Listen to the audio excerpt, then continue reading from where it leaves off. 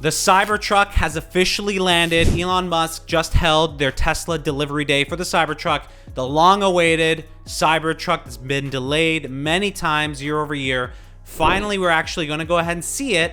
While the event was called Delivery Day, deliveries aren't actually happening till 2025. So a little bit of a bait and switch in my opinion, but still we got to see some owners collect their Tesla Cybertrucks live in person from Elon directly. And it's kind of hit or miss in my opinion. And I wanted to walk you through in this video the entire event, the stats that have come out with the Cybertruck, and what I personally think of it, and a little bit of that disappointment, again, the fact that it's landing in 2025. But let's cover the major details. So number one, let's talk about the price. One of the biggest things that Elon Musk and Tesla really bragged was around the amount of performance that you're getting for the price. Now, you still get a lot of performance for the price, but basically everything's gotten about 50% more expensive than the first time that they announced the Cybertruck. So pricing is now available, and it's starting at $61,000 US and goes all the way to $99,000 US. And so in that example, the base model costs $61,000 US,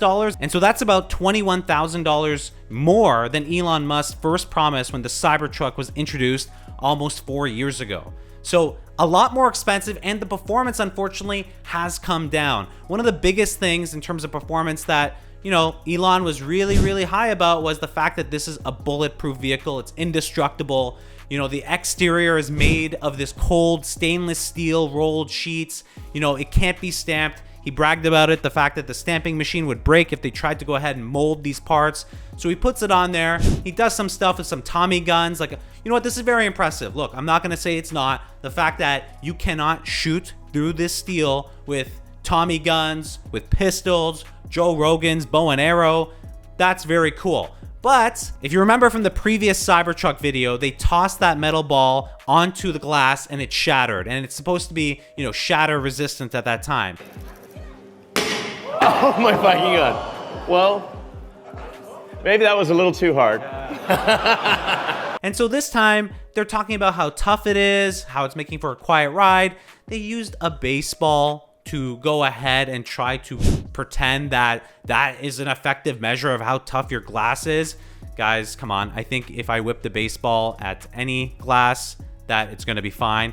The way he whipped it, by the way, it wasn't really a whip. He tossed it onto the windshield. I would expect a lot of windshields to be perfectly fine if you just toss a baseball onto it. So that wasn't so impressive. Look, I get it. The body made out of the stainless steel sheets. That's kind of cool. But I wonder the cost to repair these sheets in the event of damage. They talk about being simple and easy to replace them. Okay, that doesn't necessarily mean it's going to be cheap. So that's something else to be thinking about. Now, in terms of performance, 11,000 pounds of towing capacity. So that's massive towing capacity. That was pretty close to what was originally promised. And then 340 miles of estimated range. Now, the estimated range total for the best package was about 500 miles plus. That has dropped down to about 440 miles plus. So you're getting different ranges across the different models, but overall it's a little bit of a miss on the original range estimates for the Cybertruck. But the performance in terms of acceleration, towing capacity, out of this world. 0 to 60 in 2.6 seconds. They actually showed at the launch event, they were lining up a Cybertruck with a brand new 2023 Porsche 911. And the Cybertruck won the race, but wait, it won the race towing the exact same 2023 Porsche 911. That's just crazy. That's impressive. Okay. Like, I didn't even expect that. I'm like, okay, can it even beat the 911? It beats the 911 hands down in a drag strip. So that was pretty cool. Obviously, the electric motors, that's the great beauty of these electric or internal combustion engines, just don't compare in terms of the torque, especially off of the line. And that race was off of the line. So look, that was pretty cool. And especially because this weighs 6,800 plus pounds. So it is a heavy truck, of course. The battery makes for that. They did brag and talk about the fact that this is basically an SUV that will not roll over, because a lot of that weight, again, the center of gravity is at the bottom of the SUV. And don't get me wrong, it's got a ton of utility. I think they demonstrated that you could basically go ahead, load anything that you ever want. Now, in terms of being a work truck versus a personal leisure truck, we'll have to see how that range actually stands up to work conditions. Those are very different than to leisure conditions. So we'll have to see.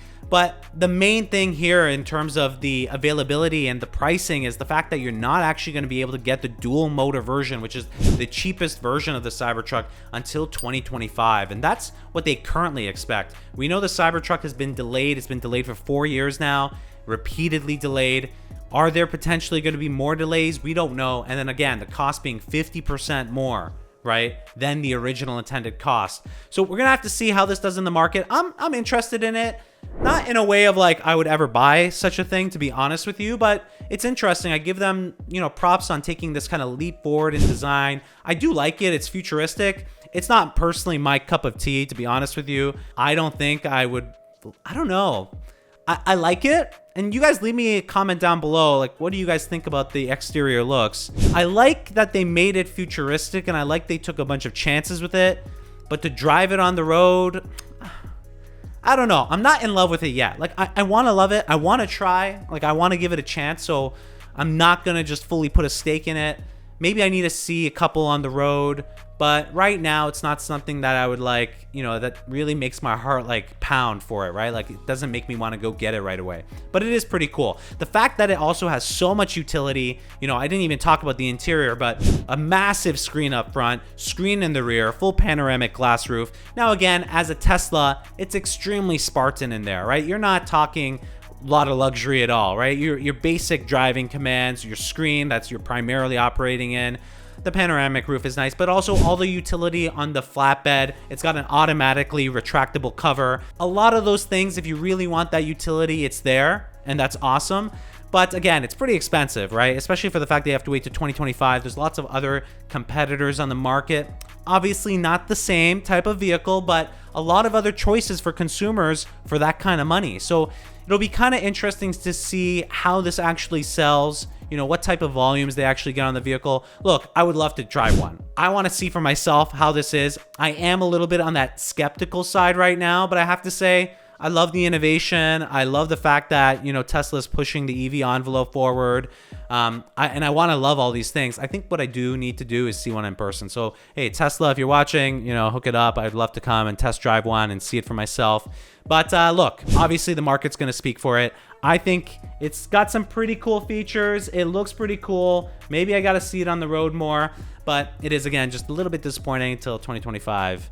You don't get it. But this thing, it's pretty crazy what technology has done.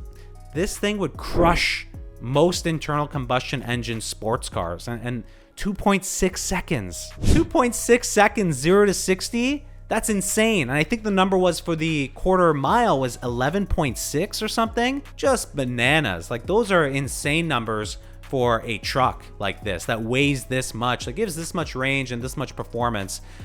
So honestly, hats off to them. I'm curious to see how the interior is. I think a lot of truck owners do want an interior that's a little bit more, upscale, I feel like, or at least a little bit more comfortable. And Elon did talk about the fact that the soundproofing, right, and the glass aided in providing a more seamless, comfortable, relaxing experience. So he did talk about that a little bit. I guess we'll see what people say when they actually get their hands on it on the road, and I hope I can get my hands on it too. So if I do, I'll obviously bring you guys along that journey and let you know. By the way, if you haven't already, make sure you subscribe. Over 100,000 subscribers. I don't know what to say other than thank you. It's really awesome. And so thank you for following along on the journey. Like this video, it helps with the algorithm. And then let me know your thoughts on if you're about to spend what, and I'm talking about US numbers. You guys know I'm in Canada. Like, the prices for Canada are gonna be even more than that. Let's say you're spending $100,000 on a truck. What other options are you considering? Or are you like gung-ho that this is what you're gonna do and get a Cybertruck?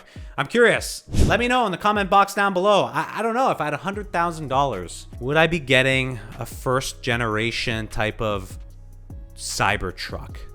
It's a good question. Let me know your answer. I'm curious. Hope you guys enjoyed this video. We'll see what happens to these deliveries, and I'll catch you guys in the next one.